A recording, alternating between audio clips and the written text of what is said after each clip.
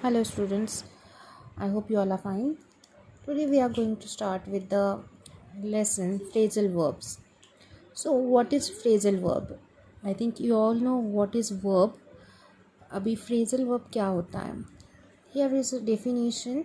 The combination of a verb and preposition, a verb and a adverb, or a verb with an adverb and a preposition to form a complete unit of meaning is called a phrasal verb. Now what is phrasal verb? Phrasal verb क्या होता है? जब जब verb के साथ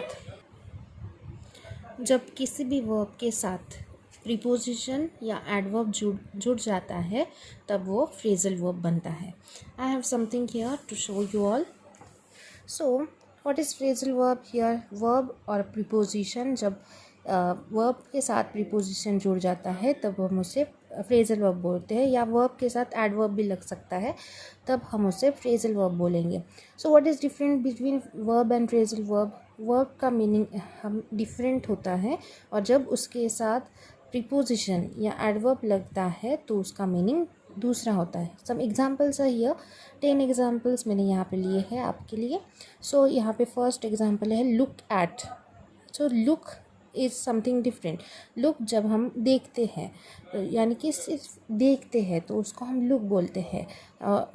और जब हम लुक एट का देखो, फर्स्ट वन लुक एट, तो लुक एट का मीनिंग होता है वॉच.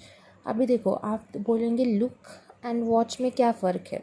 तो लुक एंड वॉच में फ़र्क ये है, जब हम लुक यानी कि देखते हैं तो वो देखने को हम सिर्फ ऐसे ही देखते हैं, तो मीन्स केयरफुली नहीं देखना, उसे हम लुक कहते हैं. लेकिन जब हम बहुत ही केयरफुली उसको देखते हैं तो वो वॉच होता है. We always watch television, we always watch movies, we always watch you can see mobile. तो वो जो हम केयरफुली देखते हैं उसको हम वॉच बोलेंगे, और जब जिस पे हम सिर्फ नज़र डालते हैं उसको बोलेंगे लुक. सो लुक एट का मीनिंग यहाँ पे है. यहाँ पे वर्ब है लुक और उसमें हमने ऐड किया है प्रीपोजिशन एट, तो वो हो जाएगा लुक एट, जिसका मीनिंग है वॉच, और you can say watch carefully. Number 2 look up. तो लुक अप का मीनिंग है सर्च करना. जब और दूसरा थर्ड वन है लुक फॉर. लुक फॉर का मीनिंग भी सर्च ही होता है. लुक अप और लुक फॉर सर्च, उसका दोनों का मीनिंग सर्च होता है. लेकिन जो लुक अप है वो हम जब किसी रेफरेंस को लेके या कंसल्ट को लेके जब हम वो देख रहे होते तो उसको हम क्या बोलेंगे? सर्च. वो लुकअप वाला सर्च. एंड जब लुक फॉर होता है तो लुक फॉर के लिए हम होता है कि जब कोई चीज़ गुम जाती है या जो छुपी हुई चीज़ है, हिडन थिंग, उसको ढूंढने जब हम ढूंढते तो वो हो जाता है look for. You all have to understand the difference. Number 4 look over. तो जो लुक ओवर होता है वो होता है एग्जामाइन करना. जो हम केयरफुली यानी कि बहुत ही केयरफुली एग्जामाइन करते हैं उसको हम लुक ओवर बोलते हैं. Now look through. Look through is examine. Examine quickly. जो लुक थ्रू होता है, जो हम जब हम बहुत ही पटाख से जो हम एग्जामाइन करते हैं तो उसको बोलते हैं लुक थ्रू. और जो लुक होता है, लुक ओवर होता है, उसको एग्जामाइन करना यानी कि केयरफुली एग्जामाइन. ठीक है. So this is the difference. So look into. Look into का होता है इन्वेस्टिगेट. जब हम कोई चीज़ जांच पड़ताल करते हैं उसको बोलते हैं look into. 7 number look down. Look down upon, यानी कि लुक डाउन अपॉन का मीनिंग होता है इंसल्ट करना या किसी को नीचा दिखाना. फिर है लुक अप टू, तो उसका मीनिंग होता है respect. Number 9 look forward to. उसका मीनिंग होता है होप और we are hoping for something positive. जब हम किसी पॉजिटिव थिंग के लिए होप करते हैं तब हम लुक फॉरवर्ड टू ऐसा बोलेंगे. लुक आफ्टर, जब हम किसी चीज़ को या हम टेक केयर करना उसको बोलते हैं लुक आफ्टर. हम बहुत ईजिली बोल सकते हैं I look after my grandfather, I look after my grand mother. So वो लुक आफ्टर ये वाला है. सो एक basic idea I think you all have got कि what is phrasal verb. So here is also definition है जो मैंने पहले पढ़ी है और उसका मीनिंग भी आपको बताएं। यहाँ पे एक चार्ट है, phrasal verb structure meaning. First one is look into verb plus preposition examine, उसका मीनिंग होता है एग्जामाइन। जो मैंने अभी बोला टर्न ऑफ, वर्ब और एडवर्ब आया है स्विच ऑफ, जिसका मतलब है switch off. Give back, verb and adverb आया है, उसका मीनिंग है return. Work out, verb and adverb आया है, उसका मीनिंग होता है leave. Carry on, verb and preposition है, जिसका मीनिंग है कंटिन्यू। तो यहाँ पे कुछ फीचर्स दिए गए हैं। द प्रीपोजिशन और the adverbs are accompany the verbs in the phrasal verbs are known as particles. No suffix, no prefix or prefix can be added to particles. Example दिए गए हैं, this you can read at home. Now read the list of phrasal verbs and their meanings below. यहाँ पे फिर से एक chart है जिस कुछ phrasal verbs दिए हैं और जिसके मीनिंग दिए हैं। Put aside, जिसका मीनिंग है save. Put down, जिसका मीनिंग है write. Put forward, जिसका मीनिंग है suggest. Put in, मीनिंग है claim. Put off, postpone. Put away, tidy up. तो ये मीनिंग आपको ध्यान में रखने हैं. Now next one, will solve some exercises. A number is use the phrasal verb given on the previous page and fill in the blanks to complete the sentences. Anne Frank dash her thoughts and feelings in her personal diary. Put down, वहाँ पे answer आएगा put down. Put down का मतलब होता है लिखना.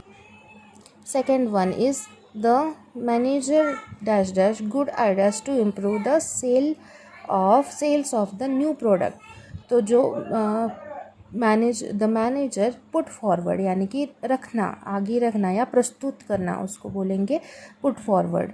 Mother told Arunima to put away all the scattered clothes by afternoon. Put away का मतलब होता है हटाना.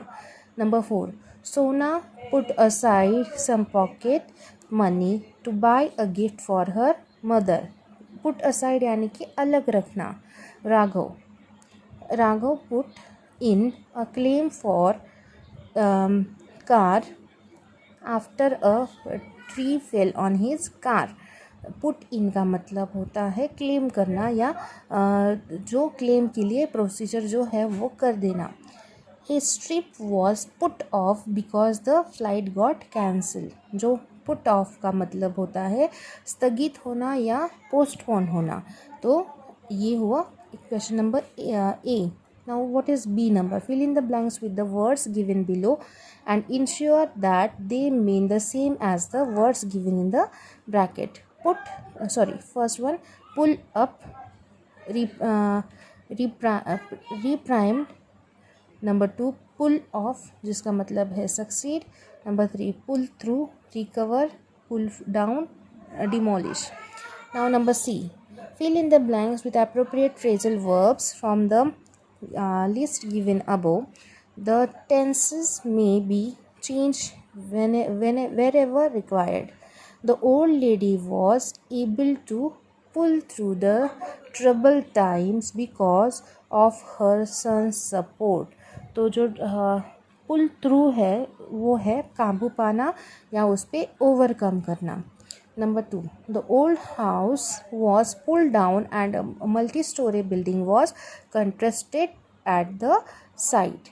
तो यहाँ पे जो pull down है वो उसका मतलब है गिराना. The student was pulled up by the teacher for not obeying the rules and regulations of the school. With number 4, with his last move, Vishwanathan Anand pulled off a victory. Pulled off का ये मतलब यहाँ पे है सफल होना. Now number D, make phrasal verbs using a verb look and the given particles. Use them in sentences of your own. First one, example is done for you. Look down. तो यहाँ पे एक एग्जाम्पल है जो अभी नीचे के जो 2, 3, 4, 5, 6 एग्जाम्पल्स आप खुद लिखोगे. Look plus into look into, उसका मतलब समझ के आपको यहाँ पे क्या करना है, आपको खुद सेंटेंस में यूज़ करके मुझे दिखाना है। Now look back, then look out, then look after, look up, जो मैंने अभी अभी आपको पहले ही एक्सप्लेन किया था। Now here are some types of phrasal verbs. तो जहाँ पे दो टाइप्स दिए गए हैं, एक है इनसेपरेबल फ्रेजल वर्ब और दूसरा है सेपरेबल फ्रेजल वर्ब। जो इनसेपरेबल फ्रेजल वर्ब होता है जो वो हम सेपरेट नहीं कर सकते, जो सेपरेबल फ्रेजल वर्ब होता है जिसको हम आसानी से सेपरेट कर देते हैं। Now read the sentence given here. Fuel supplies are sure to run out. वहाँ पे वर्ब है रन और पार्टिकल है out. The verb and the particle that make up the phrasal verb run out are placed next to each other. We cannot use them separately. Such phrasal verbs are called inseparable phrasal verbs. यानी कि जब inseparable phrasal verbs में दो जो words दिए गए हैं, एक अगर उसमें से एक भी वर्ड लिखा गया तो उसका मीनिंग नहीं होता, या उसके दूसरे वर्ड के बिना दूसरे पूरे सेंटेंस का मीनिंग नहीं समझ में आ सकता। तो इसलिए फ्रेजल वर्ब वहाँ पे हम उसको इनसेपरेबल फ्रेजल वर्ब कहेंगे। For example, mother told me to turn the television on. यहाँ पे टर्न वर्ब है और पार्टिकल है ऑन, तो यहाँ पे पूरा क्या है, turn on. In this sentence the noun phrase is television is placed between the verb turn and the particle on. Such phrasal verbs are called separable phrasal verbs. तो यहाँ पे जो देखो टर्न और ऑन ये पूरा एक फ्रेजल वर्ब हो सकता है, लेकिन टर्न एक अलग फ्रेजल वर्ब है और ऑन पार्टिकल यहाँ पे अलग किया गया है, तो इसको सेपरेबल फ्रेजल वर्ब बोलते हैं। Now E number, fill in the blanks with separable phrasal verbs given below and complete the sentence.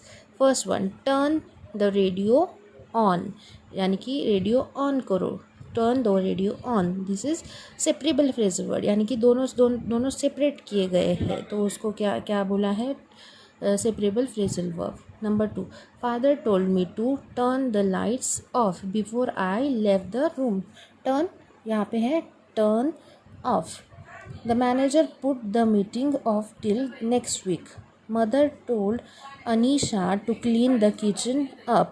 The coach asked the players to put their efforts together and win the trophy. So these are phrasal verbs, students. यहाँ पे एक नीचे दिया गया है phrasal verb का chart. This you have to go through, and then E number is also here. Answers are given here. You can copy it down. और जी number आपको खुद को करके मेरे को बताना है। I hope you all have understood.